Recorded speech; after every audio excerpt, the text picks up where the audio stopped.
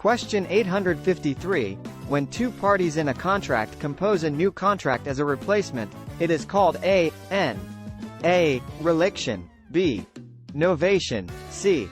Avulsion. D. Accession. Correct answer is B. Novation. Novation can either be the substitution of a new party into an existing contract, or the substitution of a new obligation for an existing one.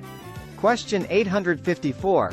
When an agent is showing several properties to a potential client, she should do all of the following, except A. Choose homes that meet the client's needs. B. Provide scorecards for the client to rate the properties. C. Start the tour in the most impressive room in the house. D. Use technical jargon throughout the tour.